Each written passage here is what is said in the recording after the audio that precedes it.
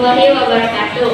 Perkenalkan, kami dari kelompok 2 akan menjelaskan tentang Kesultanan Islam di Maluku. Yang pertama akan dibacakan oleh saya, Nur Sarifah. Masuknya Islam di Maluku. Islam masuk di Maluku melalui jalur perdagangan di abad ke-15. Alasannya kenapa Islam masuk jalur perdagangan? Karena pada awal ke-15 Maluku sohor sebagai kepulauan rempah-rempah yang menjadi sasaran pada pedagang asing untuk mendapatkan cengkeh dan buah pala. Maluku sebagai daerah yang subur terkenal sebagai hasil rempah terkenal terbesar. Untuk itu sebagai dampaknya banyak pedagang-pedagang yang datang ke Maluku untuk membeli rempah-rempah tersebut. Di antara pedagang-pedagang tersebut terdapat pedagang-pedagang yang sudah memeluk Islam, sehingga secara tidak langsung Islam masuk ke Maluku melalui perdagangan. Dan selanjutnya Islam disebarkan oleh para membalik, salah satunya dari Jawa. Islam Maluku sebagai suatu fenomena kultural.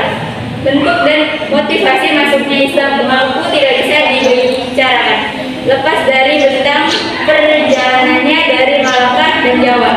Mengambil titik berangkat dari situ berarti kita diajak untuk melihat metode-metode dasar yang dipakai para khalifah, yakni melalui tindakan ekonomi atau perdagangan. Sunan Giri yang menyebarkan agama Islam di Maluku.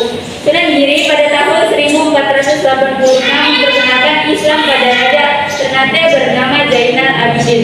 Raja tersebut mendapatkan ajaran Islam dari pesantren Sunan Giri. Pesatnya perkembangan Islam di bawah kejawanan Maluku membuat kerajaan-kerajaan di Maluku turut memeluk Islam.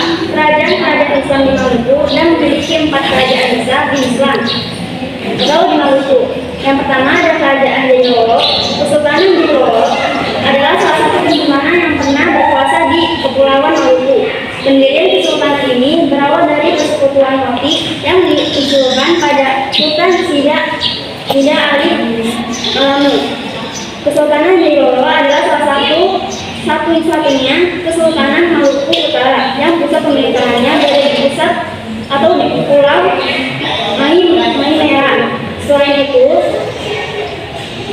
wilayah Kesultanan Jayololo adalah salah satu sumber hati di Kepulauan Maluku. Kesultanan Jayololo telah berdiri sejak abad ke-13 Masehi. Pada abad ke-17, kesultanan ini mengalami keruntuhan. Benteng Selangor dibangun pada menghadapi serangan Sultan Ternate dan Portugis.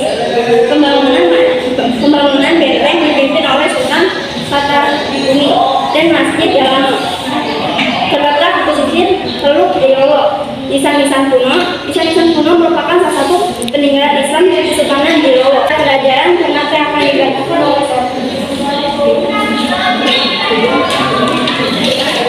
sejak awal berakhirnya kerajaan Ternate, masyarakat Ternate telah mengenal Islam mengingat banyaknya pedagang Arab yang telah berkecimpung di Ternate. Kala itu beberapa awal Raja Ternate sudah menggunakan nama Sabar, namun kepastian mereka maupun keluarga kerajaan memeluk Islam masih diperdebatkan. Hanya dapat dipastikan bahwa keluarga kerajaan Ternate resmi memeluk Islam pertengahan abad ke-13. Sultan Zainal Abidin merupakan pendiri kerajaan Ternate pada abad ke-13 Masehi. Abad ke-15 rakyat Ternate dan periode telah memeluk agama Islam. Masa kejayaan kerajaan Ternate pada abad ke-15, kerajaan Ternate mengalami perkembangan pesat terutama di bidang perdagangan dan pelayaran. Berkat kekayaan rempah-rempahnya, tingkat kemasan Ternate terjadi menjelang akhir abad ke-16 ketika di bawah kekuasaan Sultan Abdullah 1570-1583. Bahwa ketika Palano marhum berkuasa datang seorang alim dari Jawa bernama Maulana Husain yang mengajarkan membaca Al-Quran dan menulis huruf Arab. Menggoreng kerajaan Ternate mulai mengalami menggoreng setelah Sultan Ba'abdullah wafat pada 1543 Masehi. Tidak lama kemudian Spanyol berani melakukan serangan dan berhasil merebut benteng Gemulamo pada 1506 Masehi. Kemudian politik kerajaan Ternate pun semakin kacau saat VOC datang dan memenangkan persaingan melawan bangsa barat lainnya. Kerajaan Tidore. Kesulitan Tidore adalah kerajaan Islam yang berpusat di wilayah kota Tidore, Maluku Utara, Indonesia sekarang. Pada masa kerajaan sekitar abad ke-16 sampai abad ke-18, kerajaan ini menguasai sebagai besar Pulau Kumakhera Selatan, Pulau Buru, Pulau Seram, dan banyak pulau-pulau di Pulau Barat. Sejarah tingkat mendirinya kerajaan Tidore.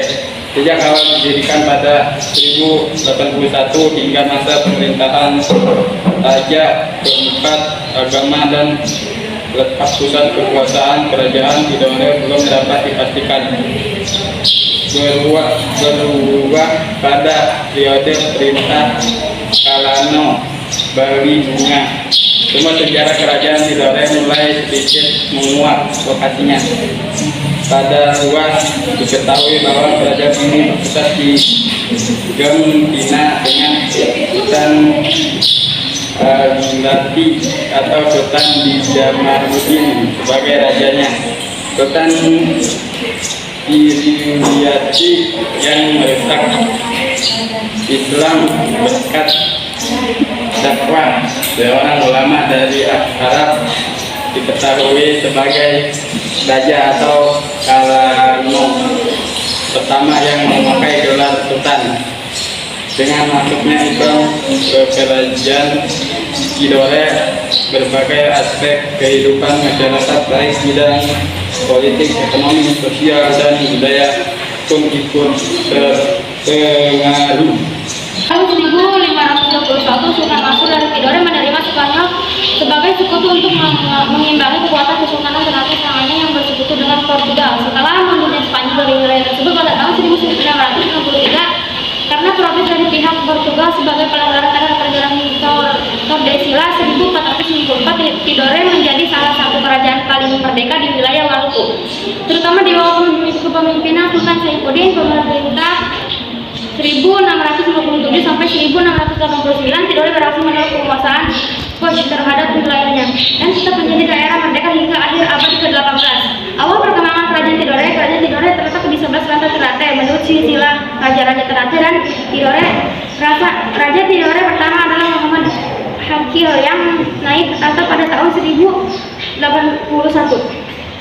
Baru pada akhir abad ke-14, agama Islam dijadikan agama resmi kerajaan Tidore oleh Raja Tidore ke-11, Sultan Jamaluddin, yang bersedia masuk Islam berkat dakwah Syekh Mansur dari Arab. Aspek kehidupan ekonomi dan sosial. Sebagai kerajaan yang mulai diajak juga masyarakat Tidore dalam kehidupan sehari-harinya banyak menggunakan hukum Islam. Hal itu dapat dilihat pada saat Sultan Muku dari Tidore dengan Demuskuita dari Portugal melakukan perdamaian dengan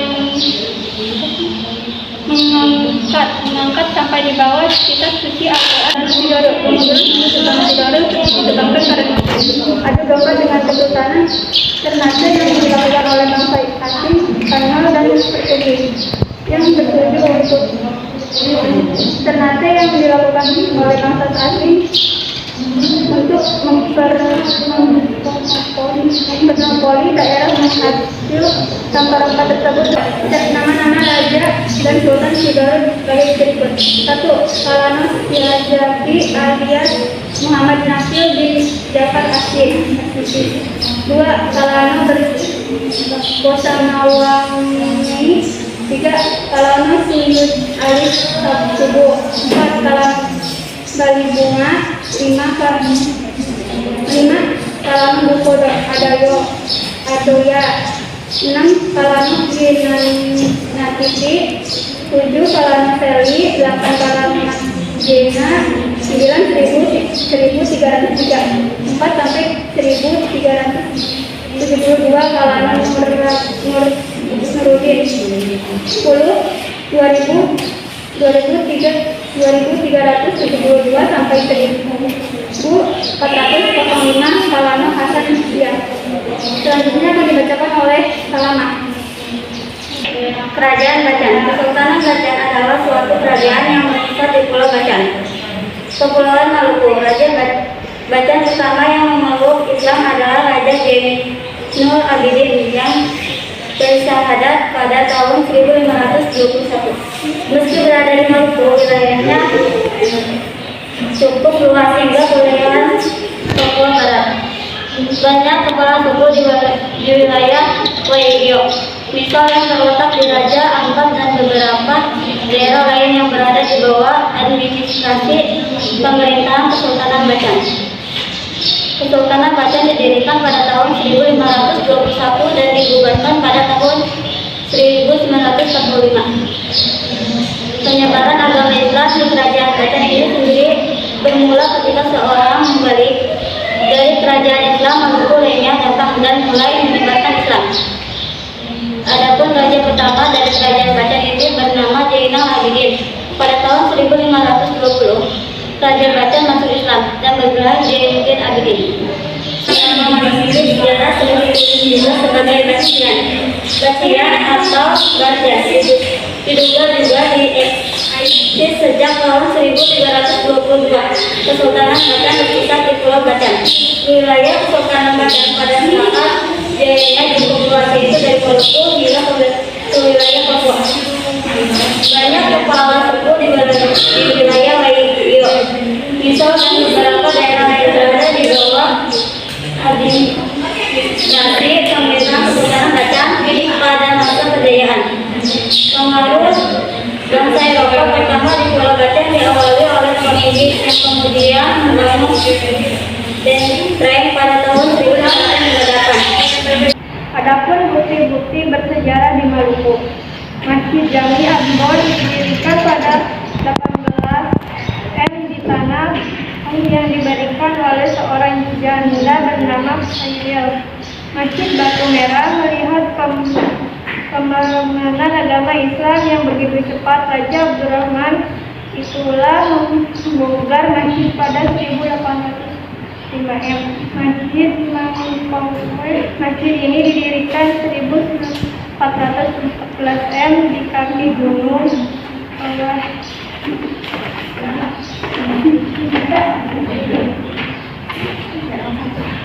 masjid dan makam. Bangunan masjid maupun makam wali Imam ini bisa menjadi bukti sejarah perkembangan Islam di tanah ini. Masjid juga menjadi sejarah tempat beribadah umat Islam. Selain tempat ibadah, masjid juga tempat dakwah, pemasukan dan aktivitasnya.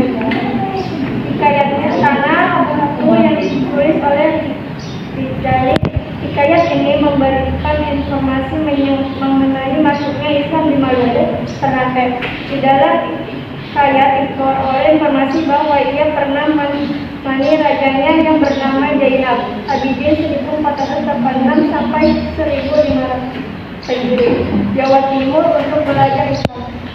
Pemimpin dan Antomo menggambarkan bahwa antara tahun 1460 sampai 1465 Islam masuknya ke Maluku. Raja Ternate yang memeluk Islam dan hanya Raja Ternate yang disebut Sultan, sedangkan yang lainnya di galeri raja.